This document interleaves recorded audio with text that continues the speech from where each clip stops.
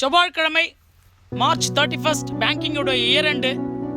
இந்த வேளையிலும் நம்முடைய யெகோவா பேங்கிங் லோன்ஸ் மற்றும் இந்த சோகண்டி பகுதியிலே இன்றைக்கும் கர்த்தருக்குள் ஒரு சகோதரர் மரித்து விட்டார். அவருக்கும் மாலை அணிவித்து இந்த வேளையிலும் ஆண்டவராகிய இயேசு கிறிஸ்துவனுடைய 948th gospel in the name of Lord Jesus Christ. Today's topic is there is no undisclosed secret. There is no unknown secret. வெளியாக்கப்படாத மறைபொருளும் இல்லை, அறியப்படாத ரகசியமும் இல்லை.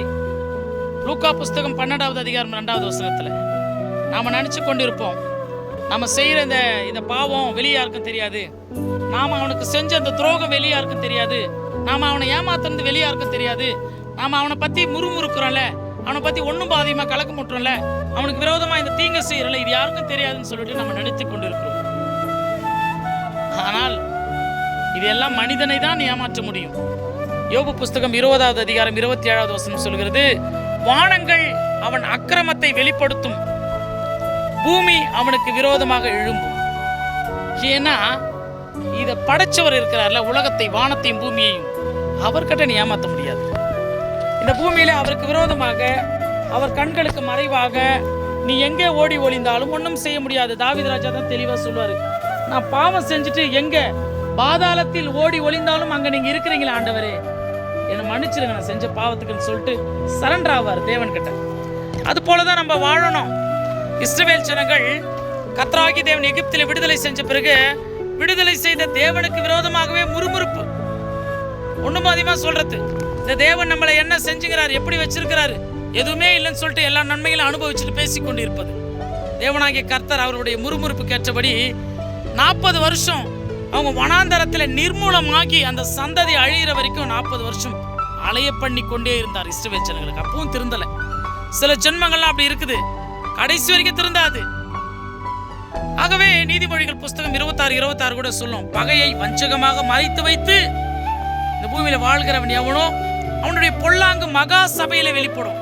நீ அது ரொம்ப சீக்கிரட்டா அந்த பாவத்தை செஞ்சிருவ, தேவன் அதை மகா சபையிலே, ஊரார் ஜனங்கள் எல்லா ஜனங்களுக்கு முன்னாடி வெளிப்படுத்துவார். ஒரு சகோதரன் இருக்கிறான், இந்த சகோதரன் என் கூட ரொம்ப நல்லா உறவாடுவான், ரொம்ப அப்படியே ஜாலியா பேசுவான், நண்பனை போல. ஆனா மறைவா எனக்கு செய்யறது எல்லாமே கலகம், துரோகம், தீங்கு, பொல்லாமை, இதெல்லாம் செஞ்சுக்கினே இருந்தான். ஒரு நாள் அவன் கூட இருக்கிற ஆட்களுக்கே அவன் அந்த துரோகத்தையும் அந்த கலகத்தையும் செய்யும் பொழுது அங்க கூட இருக்கிற ஜனங்கள்லாம் வந்து அவனை ரொம்ப இகழ்ச்சியா பேசுறாங்க, இவ்வளவு மோசமான மனிதனா இருக்கிறான்.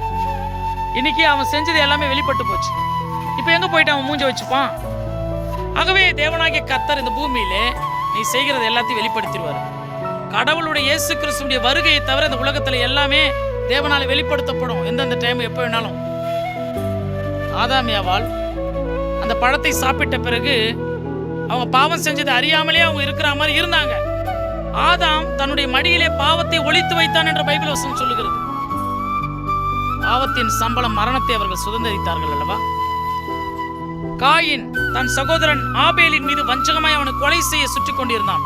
உன் முகநாடியா வேறுபடுது, நீ பாவம் செய்ய போற, அந்த பாவம் உன் வீட்டு வாசப்படியில படுத்திருக்கும், நீ நன்மை செய்தால் மட்டும்தான் மேன்மைன்னு சொல்லிட்டு காயினை எச்சரித்தார் தேவன். யாக்கோபு தன் சகோதரன் போல வந்து ஏமாற்றிட்டான் அண்ணனுடைய ஆசீர்வாதத்தை. 20 வருடம் அவன் லாபான் வீட்டுல ஏமாந்தானே, தேவன் அதை செய்வாரு திருப்பி, அது யாரா இருந்தாலும் சரி.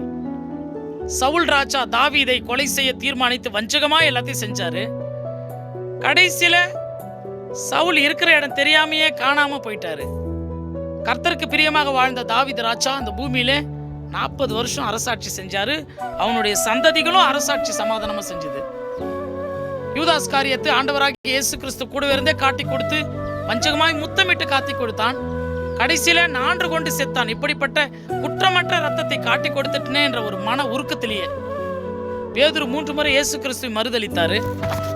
ஆனால் மனம் கசந்து அழுது மன்னிப்பை பெற்றுக் கொண்டார். அதனால நம்ம திருந்தறதுக்கு வழியை தேடணும். ஏன்னா எல்லாமே தேவனால வெளிப்படுத்தப்படும், நம்ம எங்கெல்லாம் ஓடி ஒளிய முடியாது. மன்னிப்பு இயேசு கிறிஸ்துவை கேட்டு நம்ம வாழ்ந்தா மட்டும்தான் உண்டு. பிரசங்கி புஸ்தகம் 12:14 சொல்லும், ஒவ்வொரு கிரியையும் ஒவ்வொரு அந்தரங்கமான காரியத்தையும் அது நன்மையாய் செய்தாலும் சரி தீமையாய் செய்தாலும் சரி தேவன் நியாயத்திலே கொண்டு வந்து நிறுத்திடுவார். உன்னை நீ எஸ்கேப்பே ஆக முடியாது.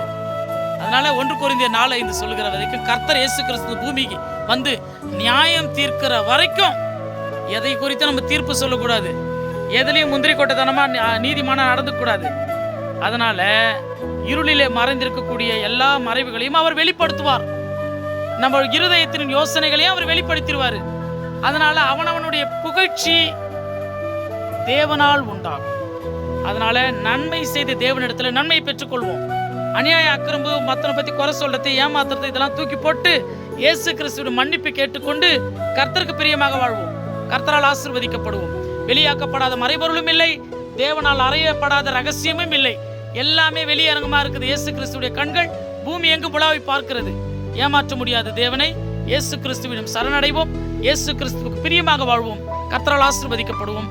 நாளை தினத்தில் வேறொரு தேவ செய்திகளோடு நான் உங்கள் காட் சர்வன்ட் சகரியா சதீஷ்குமார்.